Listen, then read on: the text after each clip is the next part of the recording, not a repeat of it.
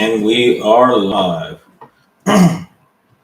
We are live. We are live. Welcome to my Blackout stream, everybody. This is Lord of Lips here on the Know It Alls page, on the Know It Alls channel, with another installment of my Blackout stream, where I just get together here and update you guys on some news that's going on.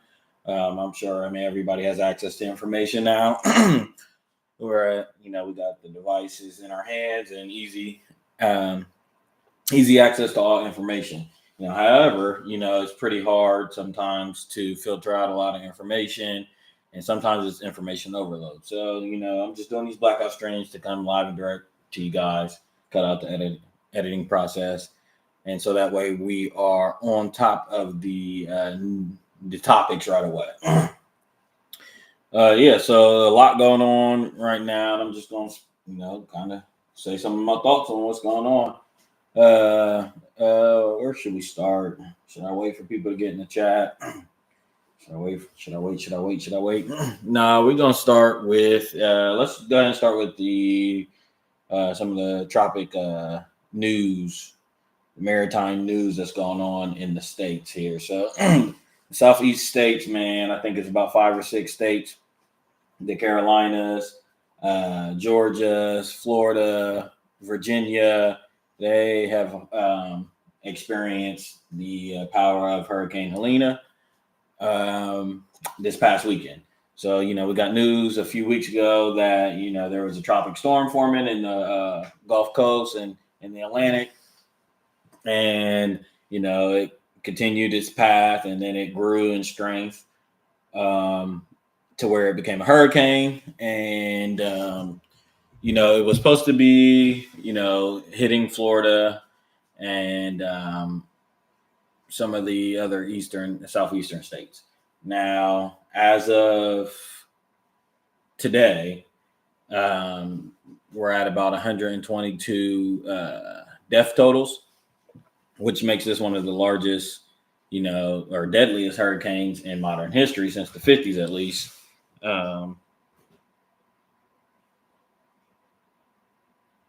Give me 1 second here.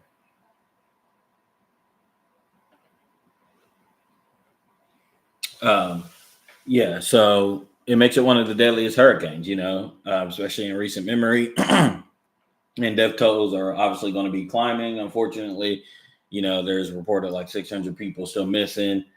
122 people already confirmed dead, but lots of people missing, lots of people without power. I'm all the way in Ohio. We lost power this past weekend as well. Some people still are recovering and without power as well right now in the state of Ohio. So you can only imagine the damage that this hurricane did.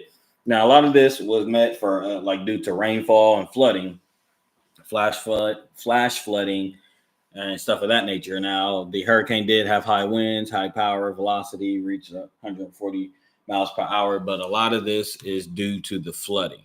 There's some people out there that are pretty upset, saying that the Carolinas and stuff didn't get enough warning because they are the ones that are experiencing the most damage. I think there's 36 people in the Carolinas that have been reported deceased right now, and most of the damage is in the Carolinas. We got live reports just a few hours ago from the Vice President Kamala Harris and Joe Biden, who said that they are going to touch ground there as soon as possible this week without trying to interrupt emergency aid and stuff like that. They've sent all types of emergency aid. FEMA's on the ground there. So it's just a developing story. Prayers to all the people that are experiencing loss and stuff out that way. Now, it's not Hurricane Katrina, and I don't want to compare and contrast, but Hurricane Katrina was really a once in a lifetime kind of event there.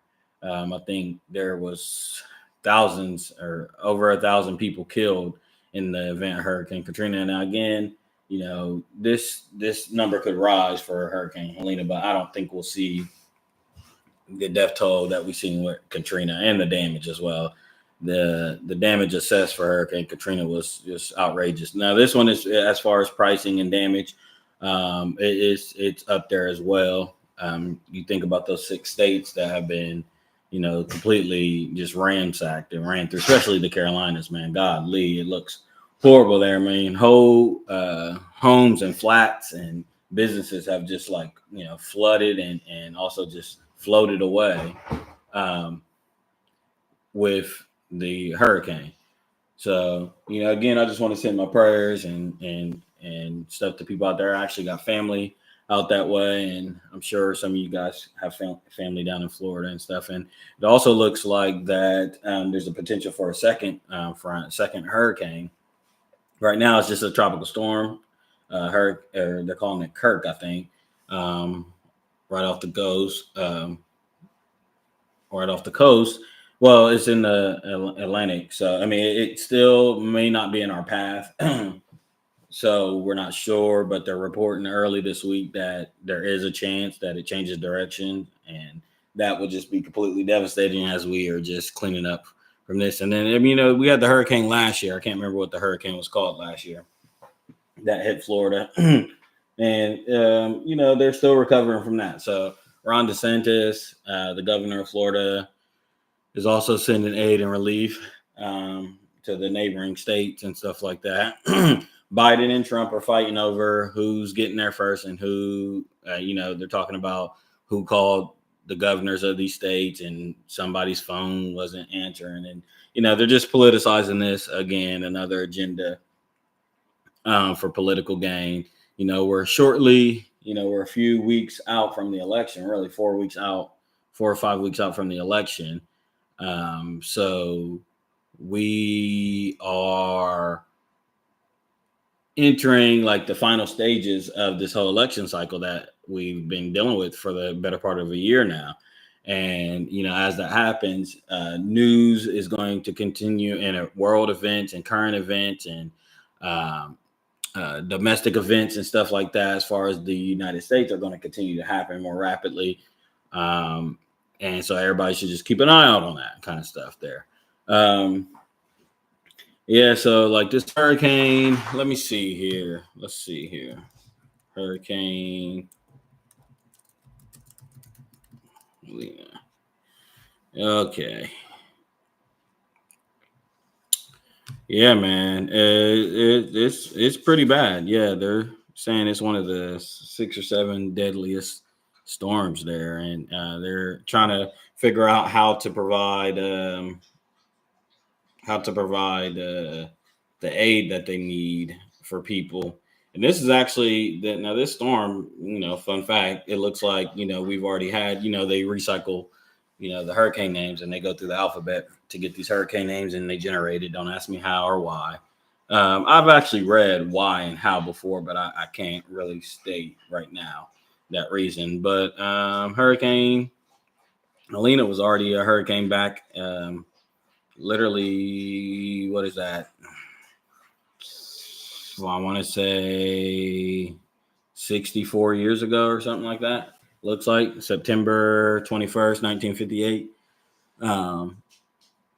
So, a while ago, it was already a hurricane. This one looks to be a lot more deadly. The one way back when only claimed one life, which is, one life too many. And, my question really is, with the flooding that's going on, the flash flooding in the States, how advanced are we as a society? We claim to be, more tech, technologically advanced and superior and the most advanced society that we have had. Our weaponry, our military and stuff like that is very advanced. But, you got the flood of Gilgamesh, or the story of Noah and the flood of Noah, the 30 days, 30 nights. Like, what do we learn from these things? Do we ever learn from these things? And if so, I always wondered, like, as technology advances and we advance as a society, where are the inventors and the creators and the minds, the great thinkers that actually come up with inventions and stuff like that to help aid national disasters? We got hurricanes, we got fire, we got tornadoes and stuff like that. Now you can't fight the forces of nature, you can't fight God, but I even think of like stuff as small as like house fire. There should be, and I know a few years ago I seen that they had this little thing where it was like a ball with I can't remember exactly what was inside of it, but once they tossed it in, and it exploded or expanded, it kind of resided the fire. I haven't seen much on that. I don't even know if that's really a thing, but like something like that, to where these things aren't such a big deal. Now um, this hurricane, um, God, I lost my train of thought. Apologies. Oh, the hurricane just had me thinking about, the flood. How are we not able to sustain now? I know with Hurricane Katrina, the levee supposedly broke. There's whole, mystery and backstory behind that. George Bush, you did those people wrong. But, so I get there's dams and levees and stuff like that, but there has to be some sort of way that modern society could alleviate a lot of the natural disasters that we experience. I mean, it seems like, these things happen all the time, different countries, different continents, all places on the earth, and there's just no solution for these things. Now, granted, I do believe, like I said earlier, that, you can't fight the forces of nature. I just think that that's just going to get to a point to where I don't think there's going to be a real ability to do those things. But you got to think. I mean, God did, flood and a story of Noah and stuff. That's thousands of years ago. Even the flood of Gilgamesh, and the different societal, cultural stories of this flood all around the globe. There's different stories of a great flood that happened. But still today, 2,000 years later, we haven't absolved the ability to prevent that. If it rained for 30 days and 30 nights today, in today's society, I still believe we would get the end result of what we got with the flood of Gilgamesh, the flood of Noah. There's stories about it in the Hindu text. All types of different cultures have this story of a great flood. So, just again, as a society, I think those are the things that we should look at if we're talking about advancement. I mean, we're into this whole artificial intelligence, and maybe that somewhere down the line will streamline something to help with those things. But I mean, what good is artificial intelligence if we cannot still fight the forces of nature properly? We got hurricanes, tornadoes, power outages, grids, solar flares, all these type of things, and we really haven't come up with good, proper solutions for these things. Even at something like the solar flares, the solar flares could crush us very, very, very quickly, and it's a very, very likely possibility. Solar flares would change the power grids. They would affect the magnetic poles. All types of things would happen if solar flares start shooting off of the sun. And I don't think that we have an answer for that. So I'm 100% sure scientists and stuff look at that. Now I don't know how well scientists and people in the tech world really get along, because it's almost like it's a tug and pull thing between those two. Now sometimes they merge and stuff like that, but you rarely, I don't really see or read much about, those kind of projects being done. I'm sure they're done. They're high classified projects and you wouldn't hear about them, but it's just something that I've always wondered, that, why as a society we can't look into those things. We're always looking elsewhere into other things. And speaking of like, technological advancements, at some point, man, we have to have a discussion about Starlink. I've seen that in the aid package that they are sending, Red Cross, FEMA, and all that, are sending to the Carolinas and the Southeast states that are being damaged right now due to the hurricane. Starlink Starlink is in that package, at least for some of them. I don't know about for all, but I did read that Starlink is involved, which is really neat, I would say. And if you guys aren't familiar, Starlink is the, kind of portable Wi-Fi device. It's a satellite that Elon Musk and uh, Tesla and stuff have, rolled out over the past few years. I mean, and when it first rolled out and stuff, it caused a lot of scare because a lot of people were thinking that they were seeing, UFOs or UAPs and stuff like that, because you'll be, sitting in your house or outside on your porch and you would see like a streamline of like evenly flying lights across the night sky, and they fly so like effortlessly, make no noise, anything like that. A lot of people was mistaking them for UAPs or UFOs. But this is Starlink, and they also got portable Starlinks, smaller ones. And if you guys remember, I think about a few months ago, maybe a year ago at this point, Starlink was given to a tribe found in the Amazon. So they got internet access for the first time. I won't tell you guys how that ended. You can look it up or take a wild guess how that ended. But let's just say that Wi-Fi, the World Wide Web, isn't good access for everybody. Sorry, my phone is being blown up right now. But yeah, Starlink is involved, and that should help.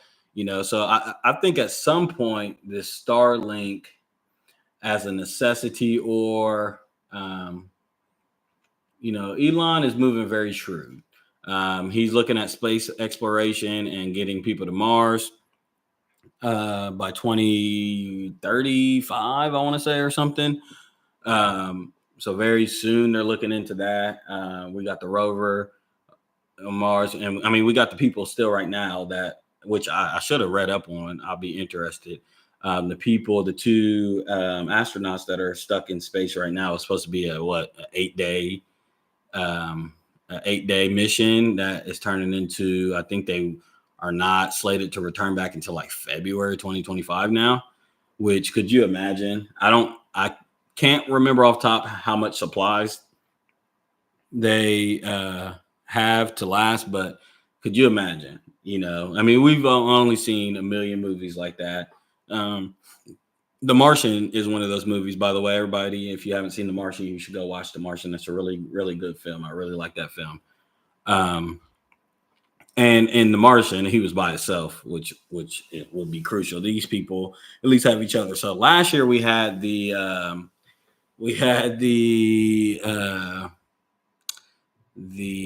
fucking, what was it called? The people that went down into the ocean. I can't remember. Ocean Gate 11 or whatever it was. Yeah, we had those people that try to do ocean exploration, and that ended in a bad way. And then this year we have the space exploration, and we got two people stuck in space right now. But anyway, Starlink, I think, is going to be a really, really, really big thing over the coming years. Just providing internet. Another thing that Starlink did last year was it provided that satellite, that internet to Ukraine during the Ukraine and Russia war, as buildings are falling and there's, just collateral damage everywhere, which is an attack on, your power supply, communications and stuff like that. We did provide them with some Starlink. Speaking of that, we also provided them with more aid.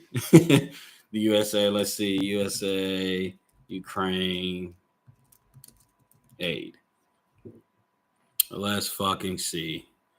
Oh yeah, 5 days ago we pledged to give $8 more billion to Ukraine in U.S. weapons. Now this is obviously weapons manufacturing and stuff like that, including precision glide bombs. And this war is just escalating. Now, we're going on 2.5 months, and it's just escalating further and further and further. It's 31 months, and there's just no end in sight. But there have been talks that Mr. Putin is just really getting sick of it. And as I think Russia was bombed with our weapons for the first time, European weapons for the first time a few weeks ago or so, and he said that if if it were, then he would use nuclear power. Now, the nuclear power threat has been yielded all year long. I mean, really, it's been the talk of 2024. It's been a whole World War III staging event with nuclear power this, nuclear power that. I'm over it. I'm over it. Like I said, we're about 4 weeks away from the election. 4 or 5 weeks away from, really about 5 weeks away from the election. And I'm just ready for this year to get over with.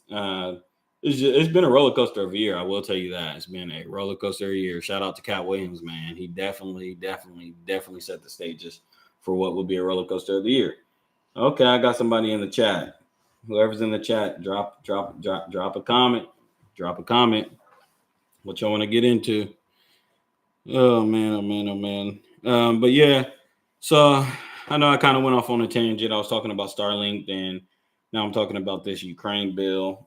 More of our aid, and it's just interesting. I mean, we just pull money out of our ass, and it's supposedly taxpayer dollars, which it really isn't. The taxpayer pays the Federal Reserve, and then we reach into the Federal Reserve and give money out, and we continue to not pluck away at our deficit, which is what, 35 trillion, 36 trillion. We continue to add on to the deficit with no end in sight. And they're reporting, the American dollar is losing its value as the years continue because of these things. We're just stretched very thin. And that's a sign of a falling empire when your military is too expanded, and you got your hands in your pocket for too many different other countries and different ventures. Military expansion is really not that good of a thing. You want it to be close and tight knit. And right now we got people in the Middle East. We got troops in the Middle East. We got troops. We got situations going on in Europe, all over in Europe, and over in the Middle East. And then we got, the South China Sea situation going on. So it's just a big expansion in military operations at the same time when our military is drastically different and underwhelmed, really, honestly. The numbers of the people in the military and people enlisted is just alarmingly low, and the stakes are alarmingly high right now. So it's just interesting to see, and I think we continue to just throw money at the situation, more money. So we try to stay as uninvolved as we can. But I think as I get into the conversation about the next thing, we learn that, just throwing money at these issues is not going to solve it. And we are slowly being drugged into wars. Now, there's things to be said that, if I put on my tinfoil hat, there's gains to be had. And if you know anything about war, there's money to be made from war. So, and people make a lot of money from war. I seen a video today that I thought was really interesting, and it was a pastor. He was giving a sermon, and he was talking about. Give me 1 second here. Excuse me, my allergies. He was talking about global domination and world control, and that the Western civilizations have tricked people into believing in democracy and freedom based on the fact that they're not providing it, and that there's no freedom or democracy really upon this earth, and that this is all a satanic plot for global control and domination. And if you look into the Federal Reserve, if you kind of understand some of those aspects, you can kind of see that there's money to be made, obviously, for more, but there's also expansion to be made for more. You think about Haiti, you think about some of the Caribbean nations, some of the South American nations, Venezuela. You see the situation going on in Venezuela and Haiti, Sudan.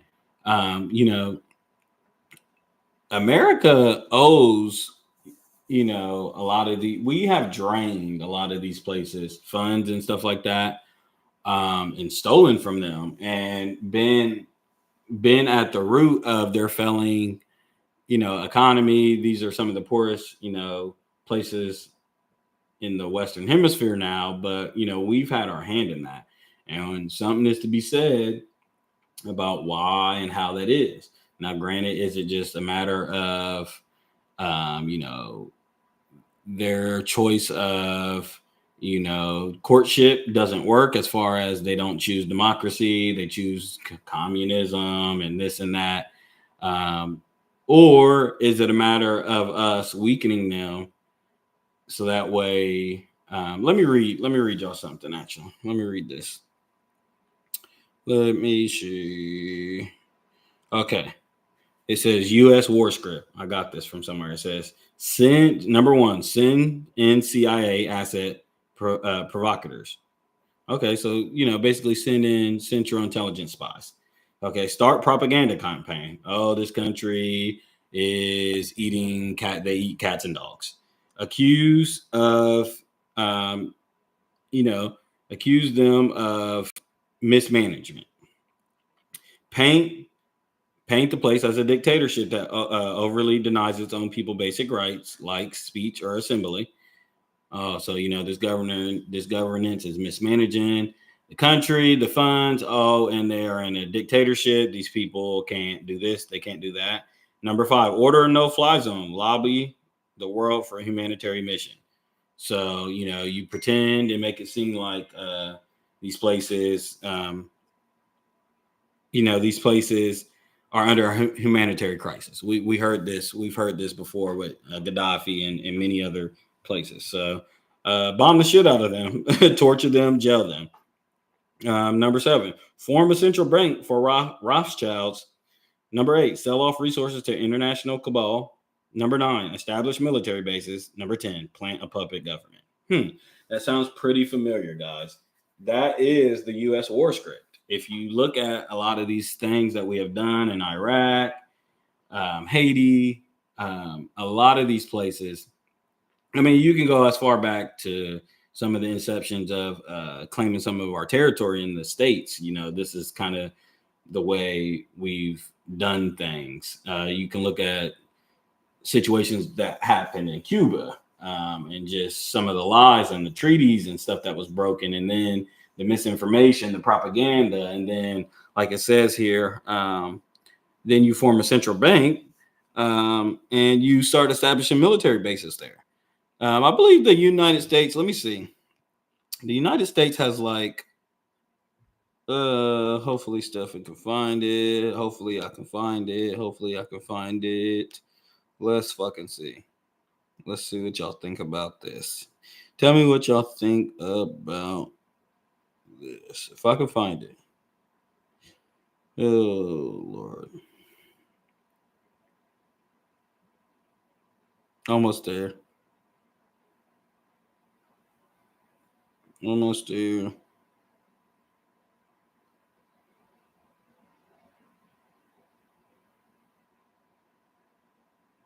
Okay. The United States spends $800 billion on military. It's 7 times more than the next highest, which is China. Um, you know, stuff like that. I think um, we have 800 military bases. You know, we have over 800 military bases across the globe, really, and China has like one. You know, so we have expanded into different territory. You know, we have embassies in the Middle East. We have all types of military bases and stuff in different countries, in different places. So, um, again, I seen this U.S. war script, and it just made me think about what I was talking about. So, now Russia and Ukraine is happening. We're under the guise that we have to stop, Putin from marching in on more territory. And I mean, now his perspective is that um, that rightfully belongs to him. That territory rightfully belongs to him, and that we shouldn't even be getting involved in this. And there's also one second here.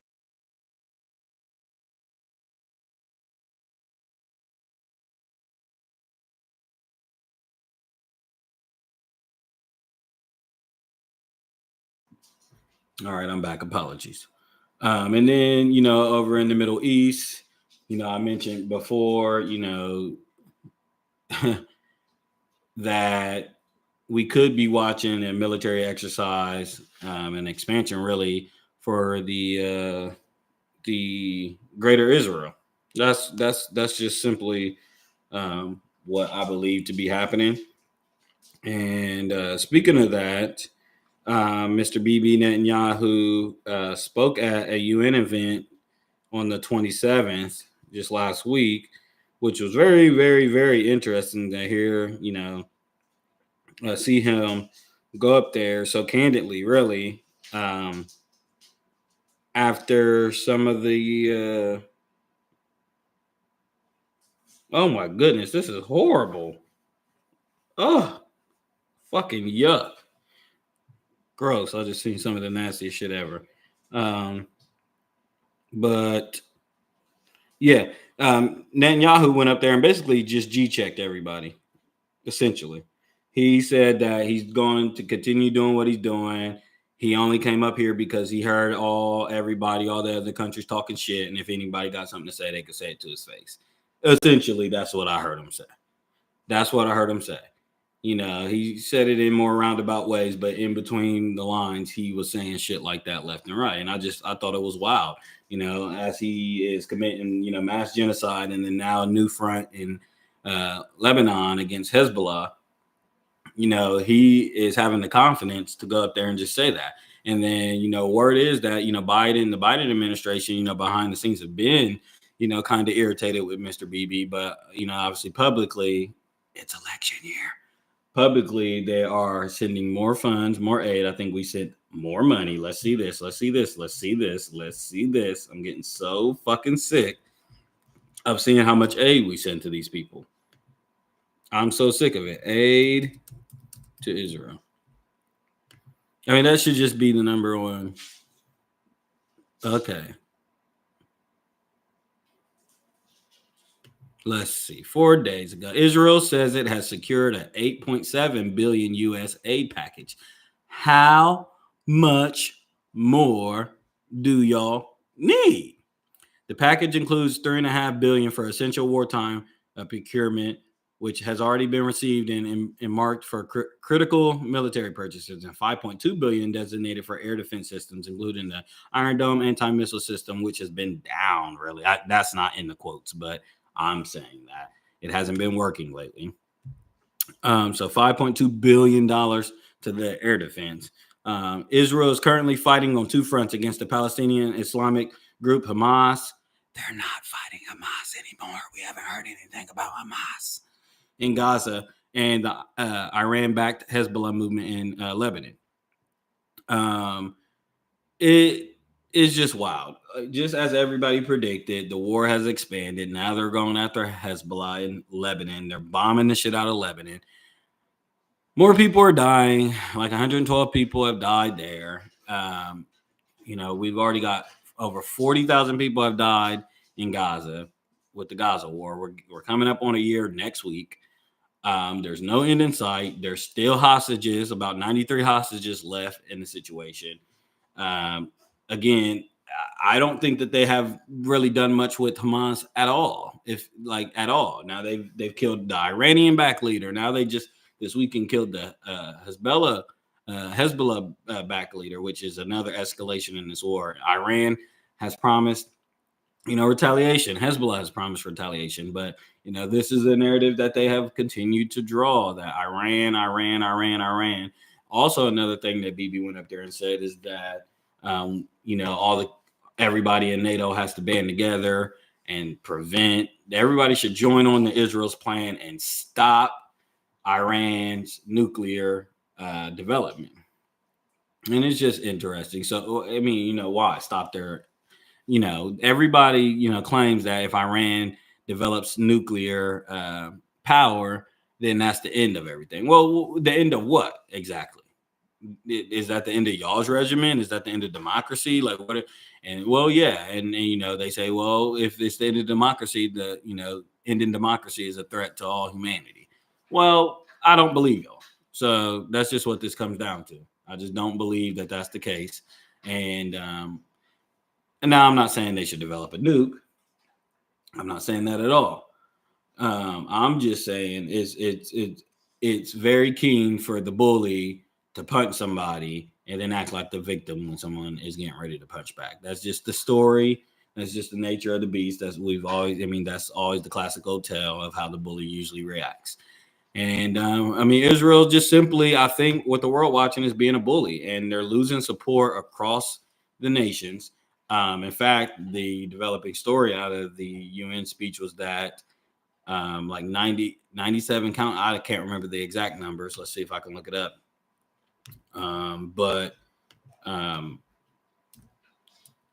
BB UN speech. Essentially, hella people left. Hella people left. They literally got up and walked out while he was talking. They literally did that. And so Israel's losing support by the day.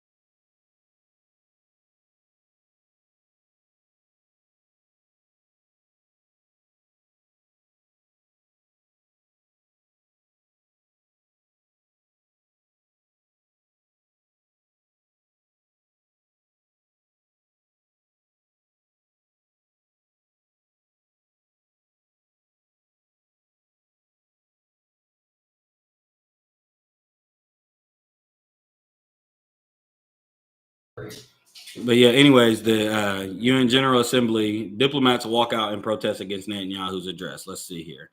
I want to see how many people it was. Israeli Prime Minister Benjamin Netanyahu speaks to half-empty United Nations General Assembly. So, yeah, again, he's losing support at the UN. Over 42,000 people have been killed already by this war. Again, no end in sight. It's completely, eradicating any idea that the United States have stamped, saying that in order for this war to end, that they have to eliminate Hamas. Well, this war continues to drag on, and we know how long these wars can drag on. Also, Mr. Netanyahu, Bibi, has also, claimed that, this fight goes as far back as to Moses. And so, we're getting into scripture and kind of, again, beliefs. And my thumbnail here kind of alludes to what he's talking about, the curse of the land and the gift of the land, and that this land is promised to him. So we're just at a very, very, very interesting time right now in the history of not only the states, but the United Nations and the globe. We are literally on the brink of World War. These are the early stages that you read about in history of World War II and the Hitler situation. I mean, obviously a lot different in gays, but as far as ideologies and kind of nations starting to move up inside and pucker up, it's getting very similar in nature. Um, and then, what else is going on? What the fuck else is going on? Let's see. Let's see. Oh man. I don't know if you guys seen it yet. I know it was live yesterday. It's going to be um, for a few months or so, 57 days, I believe, to be exact. But that second moon is out there. So that asteroid that is now in our Earth's gravitation is now hovering by the moon. So it should be visible, which I think is really, really neat. I can't wait to take a look at it. I did miss it yesterday, but I think it's a neat phenomenon to see. And I'm also curious and interested to see how it's going to work during the supermoon that we're supposed to be getting here in October, which I'm very interested in. The last supermoon we had was a few weeks ago, where that moon got real low to the fucking ground, and it was so full and it was so beautiful. It was super orange. It looked like the sun. But we're gonna have another supermoon in October, the middle of October, and I'm curious to see what that second moon is going to look like during that time. Like I literally can't wait for it. But yeah, I just thought that was interesting. And then you got the port strike that's going on in Virginia. There's a port strike that is going into effect tonight at midnight, where it can affect the transport of goods and supplies, medical supplies, food supplies, trucking supplies, all types of things. And it's a strike, a union strike, and it's something to do with automation. I mean, I really have more detail, but I'm waiting for more information to come out. But there's half a million people that work for this port, between trucking companies, truckers, and the workers, the assembly workers and stuff like that. But they are not happy with the automation of the cranes and stuff like that. I think that they're fearing that, work is going to be laid off here soon as the advancement of technology continues and the great replacement is happening right before our eyes. I don't know who the fuck wants to be up on those cranes. I certainly would not. But yeah, they're claiming that. And then obviously they want to increase wages. So we'll see how that transpires. But it could. Right now they're saying it should not affect stock and stuff like that. We'll see. Don't go running around buying stuff up. But if this lasts over a week or into a month or so, it could definitely and will definitely affect trade and stock and availability for product and stuff like that. So it could get really, really dicey. And the thing to look out for, what I'm connecting is that is in Virginia, and that is over in the southeast area as well. And I'm wondering how bad. Well, obviously, with the hurricane going on and stuff like that, we need as much supply and demand on supply as we can get. And I guess that's a federal thing, so we can transport supply from all over. So disregard what I was about to say. But yeah, that's just something to keep an eye on. And then lastly, the Diddy situation here. We got the Diddy situation. Man, that one's a tricky one. I don't know. There is a attorney for a lady who filed a suit for Diddy, a 54-year-old woman who I seen where she was on like a News Nation or something a few days ago, and she said that she received video of a high-profile celebrity. She said it's even more high-profile than Diddy, which I'm starting to think names like I don't even want to fucking say.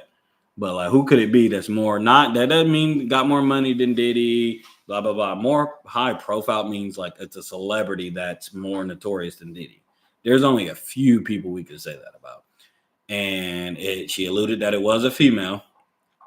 but they are in a pornographic video that she's obtained through the dark web, because these tapes have been floating through Hollywood for a while now. Like I said, they've been selling them on the black market, getting celebrities ready, but there is a lot of videos floating around in the black market through Hollywood of some of these videos at these freak off events and other events like that. I mean, and that was the case with Epstein, and they've used it as blackmail. And again, I issue and tell everybody to go out and watch Eyes Wide Shut. Please, please, please do yourself a solid and watch Eyes Wide Shut. But yeah, this person said that the celeb or the person in the video didn't look like they knew they were being recorded and might have been, inebriated. Also with the baby oil, it's to be said, Cat Williams just made a funny joke, but you're reading reports that this is actually like GHB, which is like a liquid ecstasy, potentially, that this baby oil was. So it wasn't really 1,000 bottles of baby oil, yet liquid ecstasy that we're seeing, which numbs people and could paralyze people, and even could cause seizures and stuff like that. So if that is the case, if that's what they find, if they test these bottles, now I don't know. Granted, it's really, really interesting that they raided Diddy's house back in March. Then we got that was the first story. Then a few weeks later, that made its news. It went away. Then we got the Cassie information. The video came out. They leaked the video evidence of the Cassie thing. Everybody was fed up. Everybody was done. And then now we get more news out. And then now they're talking about more evidence, more information. Now, they could have collected this when they first did the raid. But what if they planted that? What if indeed they planted that? Nah, Stephen, don't go there. Don't go there. Don't put your conspiracy hat on. Why would they? Why would they do that? Who would do that? Why would the Federal Bureau of Investigation do that? Well, who are they working for, and who are they working with? And there's some other people that are listed in these lawsuits and stuff that we're not getting any information about. Mr. Lucian Grange has been listed. There's been plenty of people that have.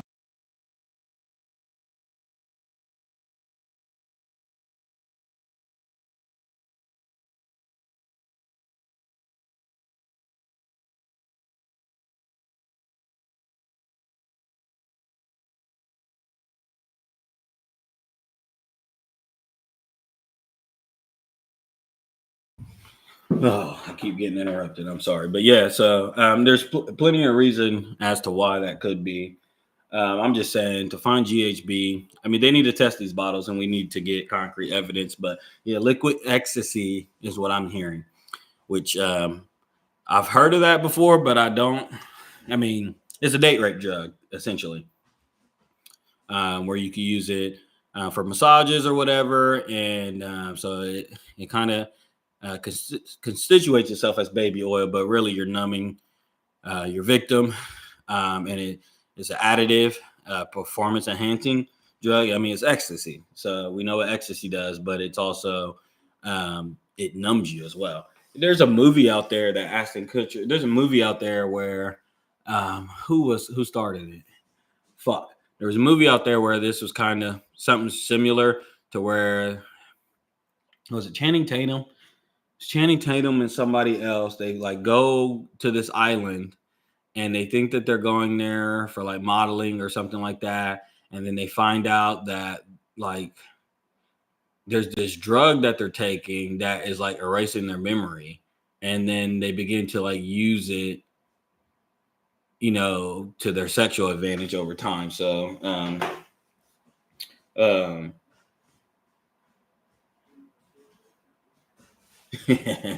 Malik.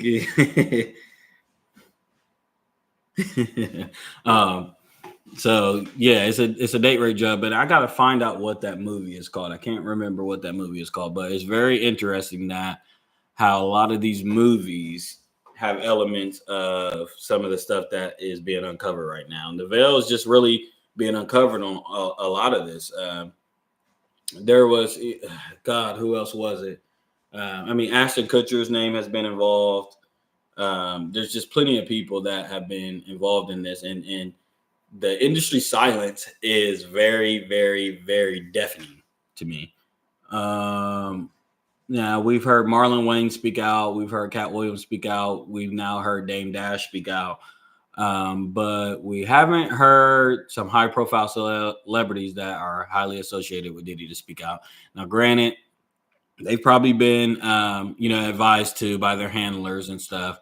But it's really not that hard to just admit yourself from this. I mean, now, granted, you also don't want to step on Diddy's toes or indict Diddy by saying anything that could be then used in the discovery, or you don't want to snowball what could possibly be a long and lengthy trial, because Diddy is holding up his innocence in this and has a lawyer, and they plan on fighting this. So we shall see. I mean, but so far we got, racketeering, sex trafficking, and there's some other crimes listed too. There's weapons crimes and stuff like that as well. We'll see what else more they'll pull out too.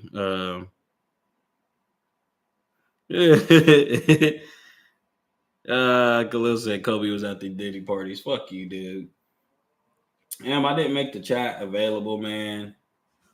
Oh man, I was supposed to make the chat available.